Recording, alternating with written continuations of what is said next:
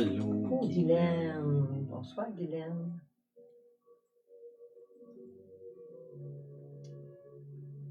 Bonjour, Patrick aussi. OK, Gaëtan. Gaëtan, Nos amis de la France aussi, oui. qui nous suivent, Mexique.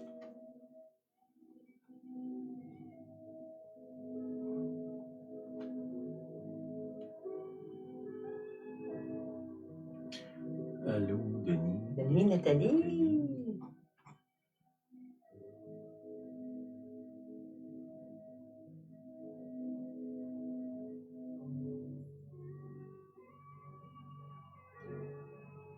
OK.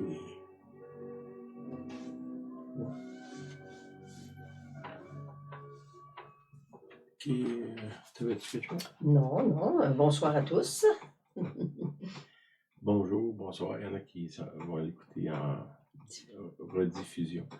OK. Le 20 septembre, on a la réunion de silence chez nous à Sainte-Clotilde à 1h. Annette. Si vous voulez venir, ça débute à 1h. On mange ensemble après là, pour le souper. Amenez-vous quelque chose. Chacun apporte quelque chose, puis on mange ensemble. Un bon temps. Communion. Après ça, on a la conférence au Camp de l'Arche. Si vous fouillez dans l'annonce, soit sur Facebook ou YouTube, elle est là. C'est le 10, 11, 12 octobre. Dans le fond, on va beaucoup parler de l'intimité avec Dieu, puis l'importance de l'œuvre intérieure dans le Seigneur. Que la vie, dans le fond, mon cœur, mon attitude soit changée. On a mis beaucoup d'emphase sur l'extérieur, faire des choses. Puis on n'a pas mis beaucoup d'emphase sur être transformé.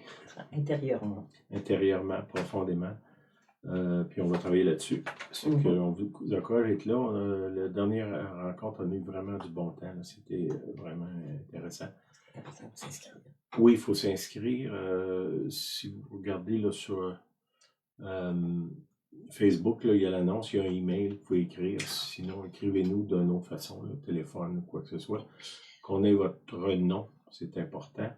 Ceux qui viennent, le Camp de l'Arche n'a pas l'interact, c'est qu'il faut vous amener de l'argent. De l'argent comptant, oui. Je pense que c'est tout pour ça. Cette semaine, on était à Québec. On a eu une bonne réunion l'église Bethel, Centre Bethel. Puis dimanche, on était à Lac-Drolette. Aussi, là aussi, on a eu du bon temps. Vraiment, c'est qu'on est occupé. Même si vous ne nous voyez pas nécessairement, on est pas mal occupé. Puis on reçoit beaucoup de monde aussi à la maison. Donc, merci Seigneur. OK. Je veux saluer particulièrement Camille Forcier, Michel Dessart, Liliane, bonsoir. Intéressant de vous lire. Oui. C'est bon. OK, je veux parler aujourd'hui dans Marc 6, chapitre 6. On va parler de la multiplication. De miraculeux finalement. Commencer au verset 35. Okay, c'est l'histoire de la multiplication des pains. Là. On va essayer de voir ce que ça nous dit à nous aujourd'hui. Verset 35, Marc 6, 35. Comme l'heure était déjà avancée, ses disciples s'approchèrent de lui en parlant de Jésus et dirent, ce lieu est désert. Ils viennent d'avoir cette révélation-là. Et l'heure est déjà avancée. On voit là qu'ils s'inquiètent. Ils ont organisé une réunion en plein désert. Puis là, c'est rendu le soir. Il n'y a pas de restaurant, il n'y a pas de vendeur de rue non plus. Puis là, ils s'inquiètent. Hein? Puis, par rapport au temps, aussi à la provision. Là, puis l'autre chose que je pensais, je me disais, mais pourquoi que tu t'en vas dans une réunion en plein désert et tu n'amènes pas de lunch? Il y a des gens qui ne sont pas préparés. Puis on voit les disciples, finalement, là, qui voient la situation, qui auraient dû voir venir, puis qui soudainement sont surpris. Puis combien de fois dans notre vie, on vit cette situation-là que on s'en va en plein désert. Hein, des fois, c'est un désert économique, un désert humain, un désert intérieur, un désert relationnel. Bon, un désert, une place où est-ce qu'il n'y a pas de ressources. On pourrait dire que ça pourrait être en pleine ville, puis je suis quand même personnellement dans un désert. Le désert ici, symbolique, c'est pas nécessairement une place remplie de sable. Ça peut être en plein milieu d'une foule. Je pourrais être assis dans une église qui a plein de monde autour de moi. Puis moi, mon impression, c'est que je suis dans le désert. Puis qu'est-ce qui m'a amené là? Bien souvent, c'est dans ce cas-là, il a fait pas réfléchi. On pourrait dire ils ont comme avancé avec une impulsion, sans réfléchir. Puis ils se retrouvent. Puis là, ben, il y a eu un moment d'excitement qui les a rendus aveugles, comme trop souvent on fait en relation, puis avec nos finances aussi. Ça les a rendus aveugles, puis là, soudainement, ils se rendent compte qu'il est tard. Hein, dans plusieurs cas, on pourrait dire, il y en a qui ont envie de dire, bien, il est trop tard. Trop tard pour changer, trop tard pour m'éloigner, trop tard pour revenir, trop tard pour arrêter. Bon, trop tard. Puis là, ici, on voit là, toute l'inquiétude qui est là, qui tourne autour d'eux, que ça ressemble, comme je vous dis, souvent à notre vie. On a cette attitude-là. Puis là, qu'est-ce que les disciples font? Ils vont voir vers le Seigneur, puis ils expliquent la situation. Ça aussi, ça me fait drôle parce que souvent, quand on prie, notre prière, c'est on explique au Seigneur ce qui se passe dans notre vie. Pareil comme si lui, il ne savait pas. C'est que faites attention quand vous priez là, de ne pas tomber dans ce piège-là, d'expliquer à Dieu ou essayer de le convaincre que vous êtes mal pris. Il sait déjà que vous êtes mal pris. Il savait avant même d'arriver. C'est pas la prière, c'est pas un téléjournal. Là. Le Seigneur, quand il veut de l'information, il ne regarde pas TVA ou Radio-Canada. Il sait déjà tout. C'est que quand vous priez, faites attention que ce ne soit pas un bulletin de nouvelles. Dieu n'a pas besoin de ça. Là, dans le fond, eux autres, c'est ça, ils viennent vers le Seigneur et disent Hey, on est dans un désert, puis il est tard. Ah, je n'avais pas vu ça, là. Je ne m'en suis pas jamais rendu compte. Puis là, ils commandent au Seigneur. Eux autres, ils ont déjà une solution. Ça, c'est nous, au verset 36. Renvoie-les. Dis-leur de partir, afin qu'ils aillent dans les campagnes et dans les villages des environs pour s'acheter de quoi manger. Ça, c'est une solution humaine. Quand ça dépasse ma capacité de gérer, souvent, ma première réaction, c'est d'éloigner. Hein, éloigner le monde, éloigner mes paiements. Je prends une carte de crédit pour payer l'autre. J'éloigne. Dans le langage populaire, on dit « il pèle en avant hein. ». Là, je pèle par en avant, puis plus que j'avance, plus que le... C'est toujours la même neige. Oui, je pèle toujours la même neige, puis il y en a de plus en plus, puis j'arrive à un endroit où je suis capable de pousser la neige, là, finalement. Ça, c'est souvent des solutions humaines. Jésus ne tient absolument pas compte de leur inquiétude. Puis ça, si vous marchez avec le Seigneur, souvent nos longues prières d'étalement de notre inquiétude, on dirait que Dieu ne les entend pas. On le voit ici. Jésus répond, donnez-leur vous-même à manger. Verset 37. On pourrait dire, ben, c'est facile pour toi, Seigneur, de dire ça. Là, on est en plein désert, où il est rendu le soir. Si on pense que probablement que les magasins sont fermés ou les étalages, les gens sont partis chez eux se coucher. C'est que la solution du Seigneur, c'est comme il leur demande quelque chose qui n'a aucun sens. Ça, c'est important qu'on comprenne ça parce que si vous voulez voir des miracles dans votre vie, vous allez vous retrouver avec des déclarations du Seigneur qui n'ont aucun sens. En tout cas, humain, là. Si vous voulez rester dans toute nous on dit ça, la boîte, vous ne pouvez pas entrer dans le miraculeux. Hein, si j'ai toujours une bonne solution humaine, ben dans le fond, je n'ai pas besoin du miracle. Puis si je raisonne trop, quand Jésus me demande de sortir, d'aller vers le miraculeux, ben, j'irai pas, parce que je vais avoir peur. Inconfortable. Ouais, c'est ça, je vais être inconfortable. Mm. Ben, lui dire, irons-nous acheter des pains pour 200 deniers et leur donnerons-nous à manger? Là, les autres disent, ce que tu demandes, Seigneur, ça n'a aucun sens. Ça ne tient pas la route, ça n'a pas de bon sens. Puis là encore là, ils sont dans le mode explication. Il explique à Dieu que son idée n'est pas bonne. C'est ça. Hein? Seigneur, ton idée, ça ne tient pas, là. On n'a pas assez d'argent, puis il n'y a pas assez de magasins, il n'y a pas assez de ci, il n'y a pas assez de ça. Puis ça, c'est le défi de la foi, que quand Dieu déclare quelque chose, il a déjà pourvu. C'est là l'importance d'entendre la voix de Dieu. Voilà, Hugo. Un frère du Mexique qui s'occupe de notre mission, qui vient de se connecter. C'est ça, le Seigneur arrive avec des solutions qui, humainement, n'ont pas de sens.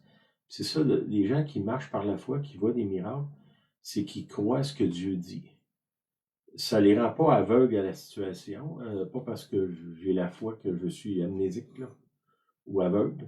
Je vois bien que là, dans la situation qui sont là, il y a plein de monde, il n'y a pas de lunch, il n'y a pas d'accès au lunch non plus. Puis on n'a pas les ressources pour les acheter. On voit plus loin, il y a 5000 personnes. Payer le lunch à 5000 personnes, ça prend quand même un bon montant d'argent. Puis même si tu aurais l'argent, tu vas trouver où la nourriture? On voit là que tout est là pour que les humains paniquent. Puis souvent, dans le mode miraculeux, tu as cet élément-là qui est là, tous les éléments sont là pour paniquer. Que ce soit au niveau de la maladie, de la provision, des relations. Dieu me demande de faire quelque chose, puis ça n'a aucun sens. Là. OK, au verset 38, il leur dit, combien avez-vous de pain? Allez voir. Là, ils vont faire le tour, et puis là, il y a un enfant qui a 5 pains, 2 poissons. Bon, ça c'est important aussi, c'est que souvent, tu sais, les gens, ils veulent, comment je dirais, ils veulent aller évangéliser l'Afghanistan puis la Chine, mais ils ne sont pas prêts à évangéliser leurs voisins. Seigneur, ça je l'ai entendu souvent, là, Seigneur, si tu me fais gagner la loterie, je vais payer la dîme. Ben oui, tu sais, je vais garder 90% pour moi, puis je vais te donner 10%. Merci Seigneur, tu vois à quel point je suis généreux. Tu sais, dans le fond, si ça fonctionne, mettons, je gagne la loterie, puis je vais te donner 10%. Dans le fond, Seigneur, je veux te donner ce qui ne m'a rien coûté. Puis en plus, c'est dans cette culture-là, si tu me bénis à l'excès, Seigneur, là, je vais être généreux. Si tu me donnes 12 autos, je vais en donner une. Si tu me donnes 4 maisons, je vais en prêter une. Si tu me donnes 1 million, je vais donner un petit peu. Si tu me donnes beaucoup de temps, je vais en prendre une petite partie pour aider les autres. On pourrait dire de la culture du minimum. Là, hein? Puis si je peux éviter même le minimum, je vais le faire. Puis ça, souvent, c'est ce que ça fait, c'est que si tu n'es pas prêt à laisser aller ce que tu as, parce que là, dans le cas-là, mettons, il y a 5 pains, 2 poissons, les disciples, ils auraient pu dire, bon, à nos 12, on se sépare ça, on devrait être correct. Les autres, ben, c'est qu'ils s'arrangent. Puis j'ai l'histoire d'un frère, il s'appelle Mike Baronick, que je suis allé voir au Michigan, dans le nord du Michigan. Puis il me contait, ils ont construit une église. Puis là, ils priaient, puis les matériaux arrivaient, tout ça. Puis à un moment donné, ça l'a arrêté. Puis là, il fallait isoler la bâtisse, c'est une grosse église. Là. Il y avait des panneaux de laine isolante. Puis là, il priait pour avoir de la laine, priait de la laine ou de l'argent pour m'acheter, là, un des deux. Puis ça n'arrivait pas. Puis là, il commence un peu à se plaindre devant le Seigneur. Ben, Seigneur, qu'est-ce que tu fais? Tout ça. Puis là, le Seigneur, il dit, est-ce que tu as de la laine? Là, oui, j'en ai. J'en ai, mettons, je ne me souviens pas les chiffres, mettons, j'en ai 10 ballots, mais ça en prend 300. là, le Seigneur il a dit, ben, pourquoi tu ne commences pas à installer ce que tu as déjà? Mhm. Pourquoi tu ne commences pas à donner ce que tu as déjà? Hein, là, on parle ici 5 pains, 2 poissons. On peut dire, ben, c'est insignifiant, que ça ne sert à rien même de penser de donner ça. Ben là, le Seigneur il dit, ce que tu as, même si c'est minuscule, commence avec ça. Puis ça, c'est la clé pour moi pour entrer dans le surnaturel.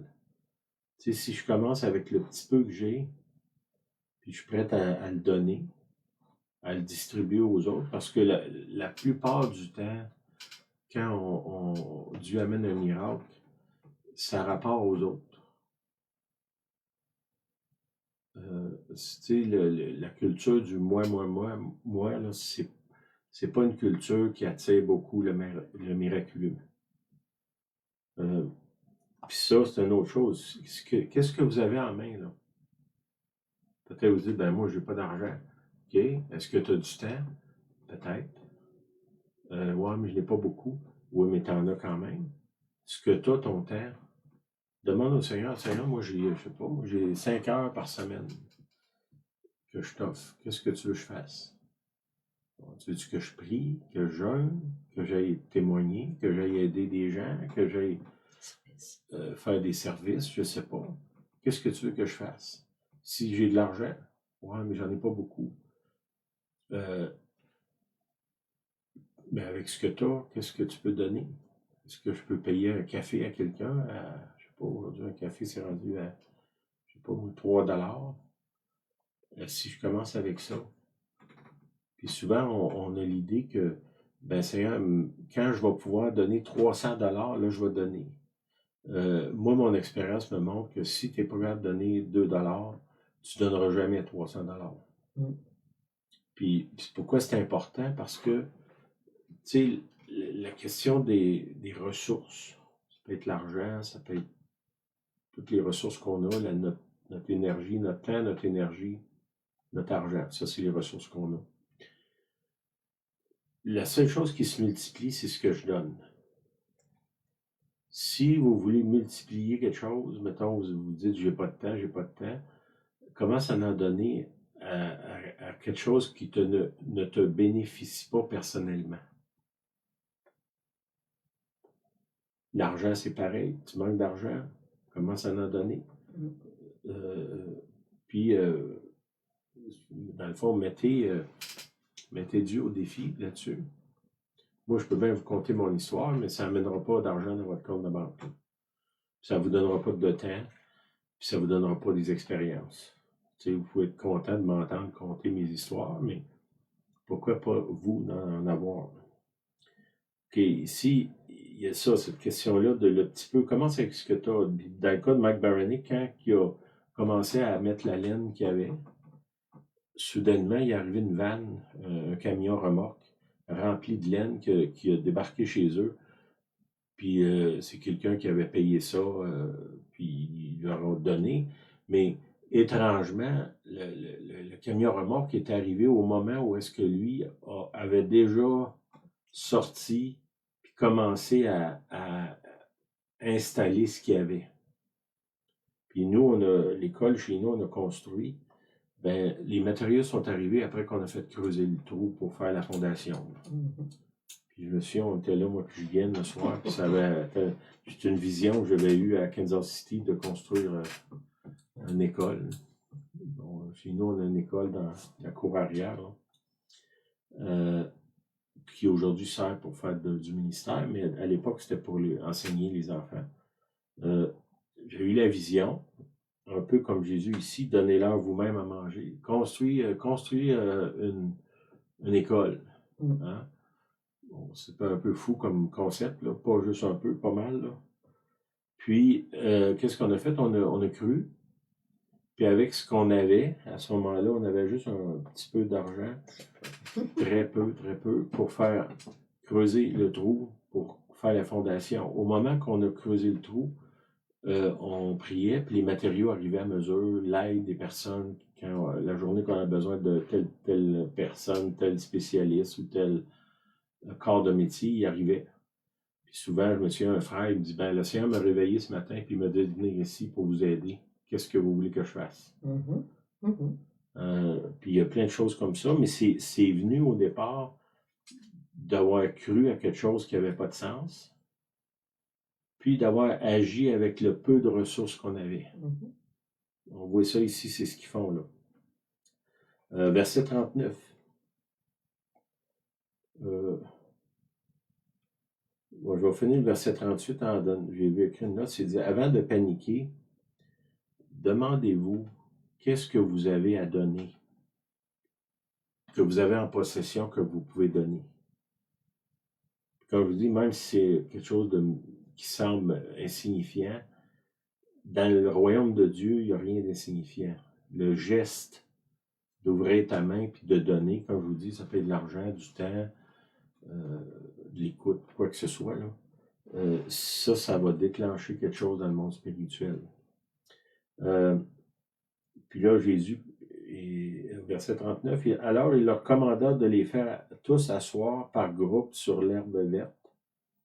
Okay. Ça, c'est une autre chose. Les gens qui ont faim, souvent, ils sont très indisciplinés. Hein? Au point de hors contrôle. Ça, c'est une autre chose. Le chaos, oui, c'est ça.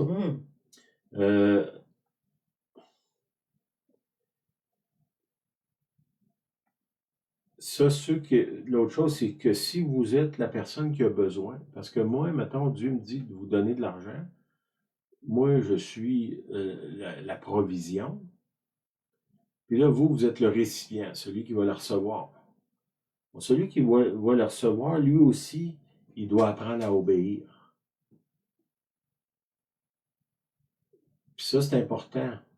Tu sais, il y a des choses qu'on fait que Dieu ne nous couvrira pas. Là. On a des choses à apprendre. Je ne sais pas si je dépense plus d'argent que je gagne. Ben, je ne peux pas demander à chaque mois au Seigneur de pourvoir l'argent que je gaspille. C'est peut-être que Dieu va me parler de mettre de l'ordre dans mes finances, dans mes habitudes, dans mes comportements. Puis ça, après, ça va déclencher quelque chose. Je pense à un frère, le Seigneur il avait montré de prendre le plus de ressources possibles qu'il y avait pour payer sa maison, en coupant à plein d'endroits qu'il n'était pas habitué de couper. Là. Tu sais, je ne sais pas, mettons, si je vais au restaurant 4 fois par semaine ou 5 fois, je ne sais pas. Puis là, le Seigneur il a montré, tu coupes là, tu mets ça sur la maison. Tout ce que tu peux. Étire les pneus d'été, puis bon, toutes ces choses-là. Puis à un moment donné, il est sorti de chez eux, puis il y avait sur les essuie-glaces de son auto, une enveloppe qui était attachée sur les essuie-glaces, puis il y avait 10 000 dedans. Puis ça a été comme le coup de grâce de son hypothèque pour éclairer sa maison. Amen. Mais le 10 000 il est arrivé après que lui a commencé à faire du ménage. Là. Des coupures, puis il a changé son comportement. Là. Ça, c'est important. Ici, on voit Jésus, il dit aux gens, asseyez-vous en groupe de 100, de 50. Pourquoi? Pourquoi? Parce que je te l'ai dit. C'est ça, là. À un moment donné, le Seigneur il dit, fais ça. Ouais, mais là, si tu veux, comment je dirais, tu veux être témoin de la multiplication des pains, la seule chose que je te demande, c'est de t'asseoir avec un groupe de 50 personnes. Est-ce que c'est trop compliqué? Oui, c'est compliqué, Seigneur, je veux comprendre, puis je veux pas être dans ce groupe-là, je veux être dans l'autre là-bas, puis je veux une chaise, puis je veux une table. Puis qu'est-ce que tu vas me servir, puis tu sais que telle affaire, j'aime pas ça, puis c'est même pas exagéré ce que je vous dis là. Je l'ai assez entendu dans ma vie chrétienne, là, que des fois, là, j'étouffe. Aujourd'hui, en particulier. Madame a été témoin de ça. De la désobéissance à des choses simples. Combien de gens autour de moi là, sont en train de se couler en désobéissant à des ordres absolument simples du Seigneur. Puis, comme ici, là, assisez-vous en rangée. Hey, ça, c'est compliqué, Seigneur. Tu m'en demandes beaucoup, là. Ça va être dur. Je ne sais pas si je suis capable de faire ça. Je vais le faire dans 2 semaines. Ben, demandez-vous pas pourquoi vous ne participez pas à la multiplication des pains. Là. Si vous n'êtes pas capable de suivre un petit commandement facile. Oui, c'est ça. Des choses que vous savez déjà faire, puis vous ne le faites pas. Puis, je dis vous, la même chose pour moi. Là. Puis là, on veut voir des grands miracles. Puis on ne peut pas obéir à un ordre de assis-toi tranquille. Hein? OK.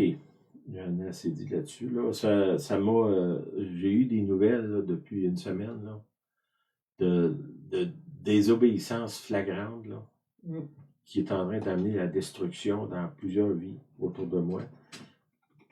Puis Julienne a vu ça aussi, ça nous affecte profondément. Là. Puis c'est pas des choses compliquées, là. Des choses simples. Puis on dirait que, je sais pas, j'aime mieux vivre la famine que de m'asseoir avec les 50 autres. C'est terrible. Ben, OK. Là, vous prierez pour moi, là, j'ai trouvé ça difficile, là, cette semaine, en tout cas. Il prit les 5 pains et les 2 poissons et levant les yeux vers le ciel. OK. Il n'a pas regardé autour de lui, là. Il n'a pas commencé à compter.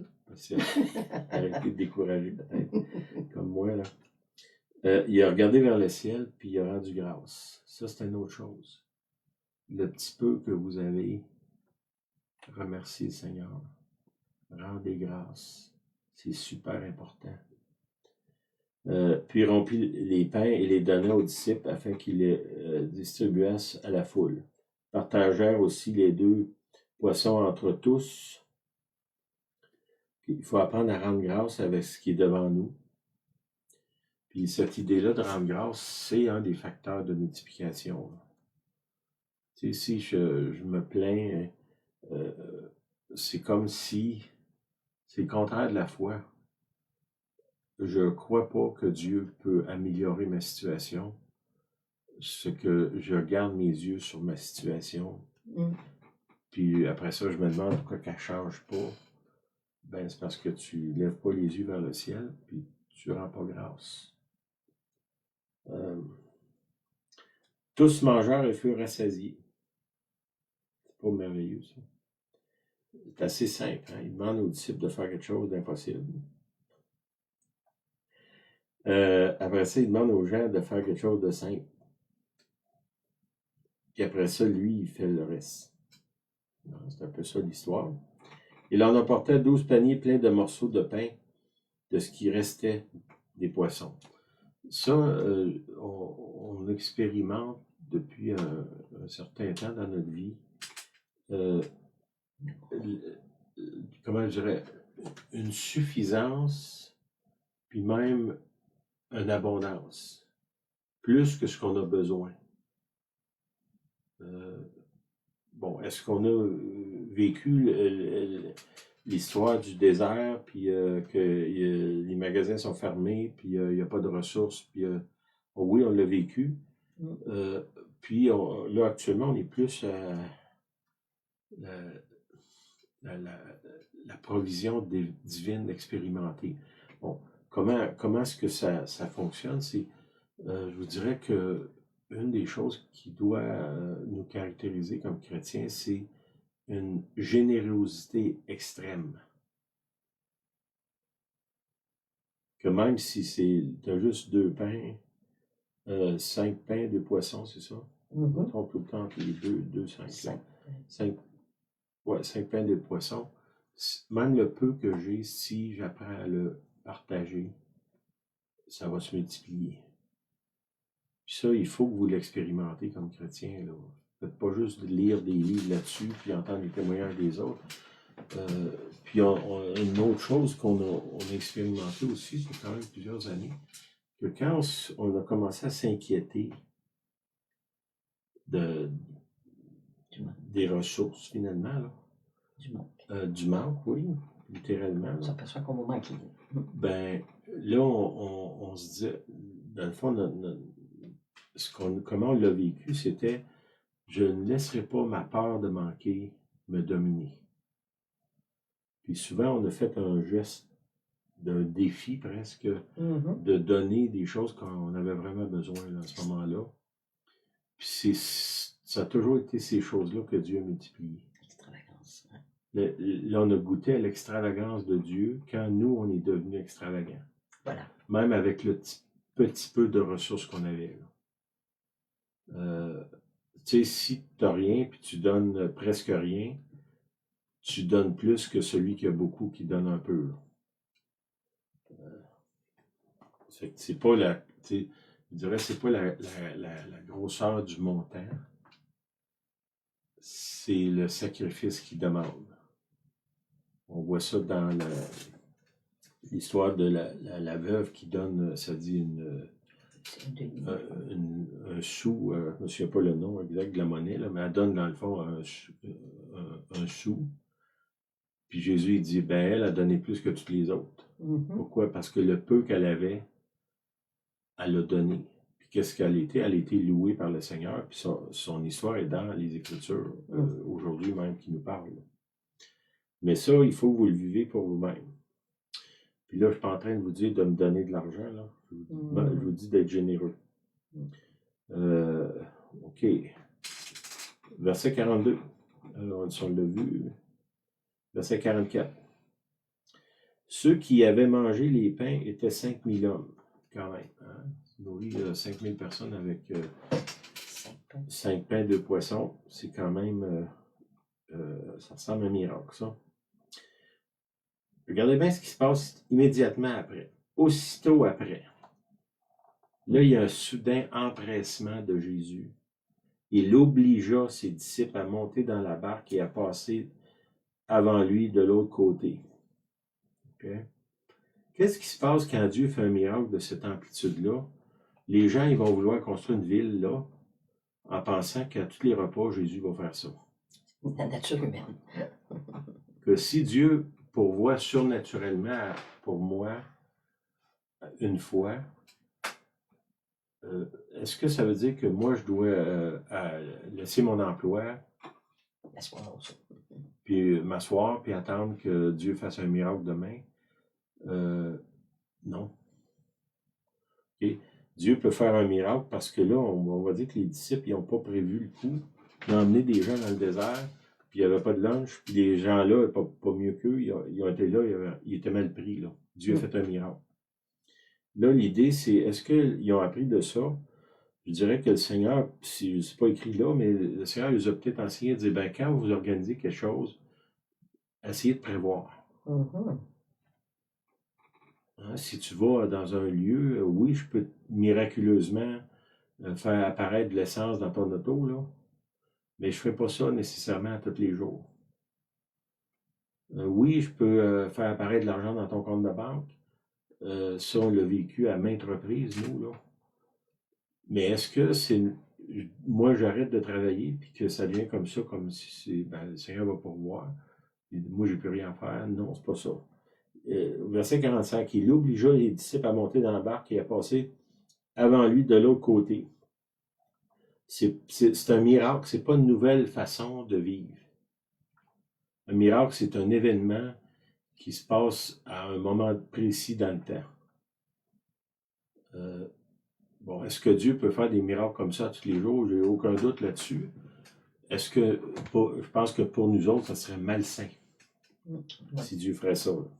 On deviendrait paresseux. On ferait comme les Juifs dans le désert là, avec le veau d'or. On bifurquerait, ça ne serait pas long. OK, ils les amènent vers Bethsaïda. Okay. Puis là, j'avais fouillé un peu. Le mot Bethsaïda, ça veut dire la maison de la poissonnerie. Okay. Bon, ils les amènent dans une poissonnerie. Pourquoi? Bon, on me dit ce que je pense, là, c'est pas écrit là. Là, je vous ai montré que je peux faire des miracles, mais là, vous allez apprendre à gérer vos affaires, puis avoir de la provision vous-même. Soit aller à la pêche, soit acheter du poisson, prévoir le coût. Quelque chose dans ça, là. Pendant que lui-même renverrait la foule. Puis ça, c'est une autre chose importante que j'ai remarqué que quand Dieu se met à faire des miracles, on veut que le temps s'arrête. On veut rester là. On veut que ça se reproduise le lendemain, puis le surlendemain, constamment.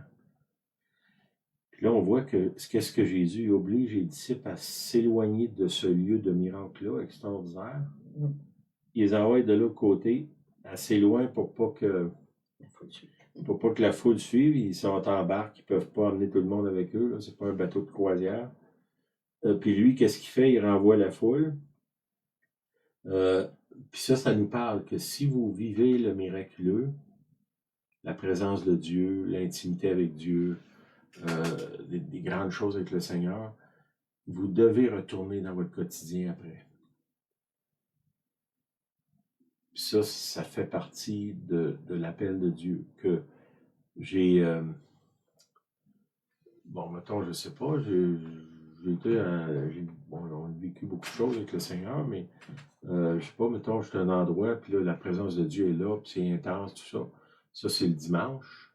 Puis je me souviens, un événement qui m'avait arrivé, je travaillais, je m'occupais de bâtiments, concierge de bâtiments à Québec. Puis le dimanche, on était à Toronto, on a eu un ministère extraordinaire de puissance, des prophéties pendant des heures. Puis le lundi matin, ben, je travaillais. Puis là, ça a donné mal qu'il y avait un tuyau d'égout qui était bouché. Puis là, c'est moi qui est allé déboucher ça. Le Seigneur m'a ramené les pieds sur la terre. Les 2 pieds sur la terre. Et les mains dans la vraie vie. Dans la vraie vie, c'est ça. Puis ça, c'est important qu'on apprenne à ça. Oui, on veut le miraculeux. On veut apprendre aussi à vivre avec de la discipline, avec de l'ordre, avec de la prévision. Puis en même temps, on veut voir les miracles. C'est qu'un n'efface pas l'autre. Mais on doit retourner dans notre vie quotidienne. Vous avez une femme, des enfants, vous avez un emploi, vous avez des voisins, vous avez des obligations. Ben ça doit revenir. On pourrait appeler ça c'est les fruits de l'esprit. Puis le miracle, c'est les dons de l'esprit. Il doit y avoir une balance entre les deux. Au verset 46, ça dit, quand il l'eut renvoyé, il s'en allait sur la montagne pour prier. Ça, c'est une autre chose. Si vous voulez avoir ce genre d'aventure-là, il faut 2 choses. Ben, pour finir, on va dire, il y a des choses avant, mais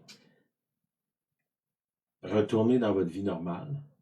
Devenez un bon citoyen, un bon mari, un bon père, un bon voisin, un bon ami. J'irais dire une bonne femme, mais ça sonne drôle. Bonne femme. Une dame gentille. OK.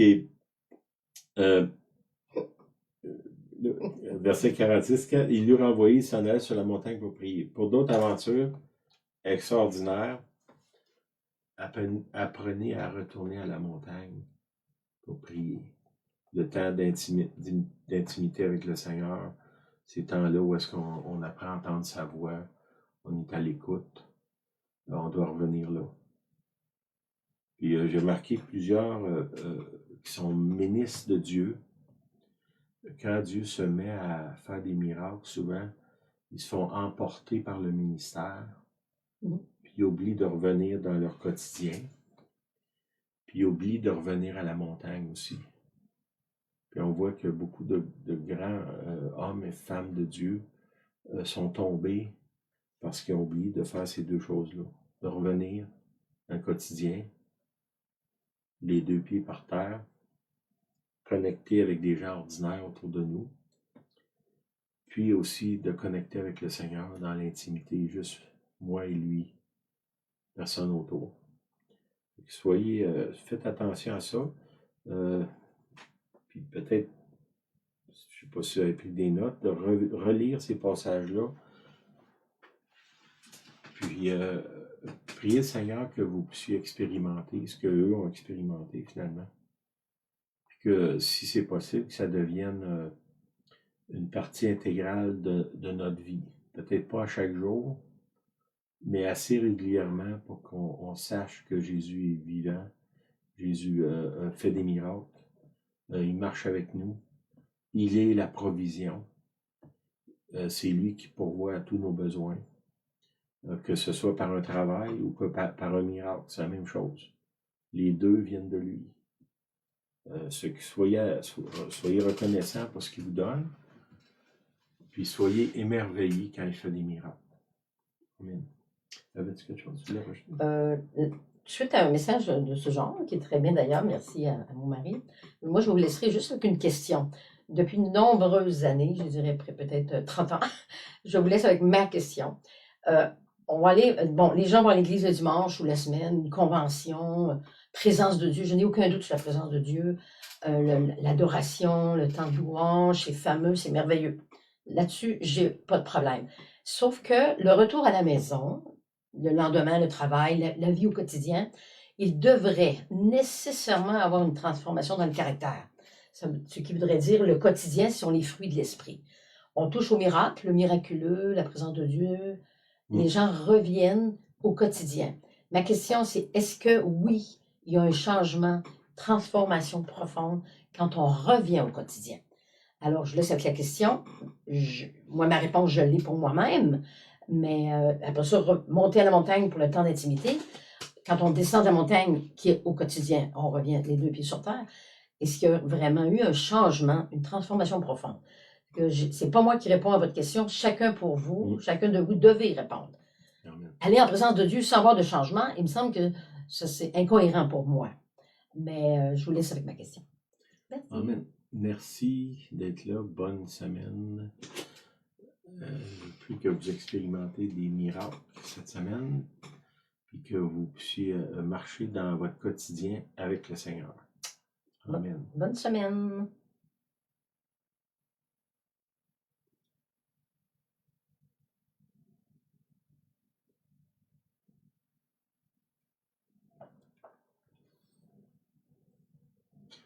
Je pense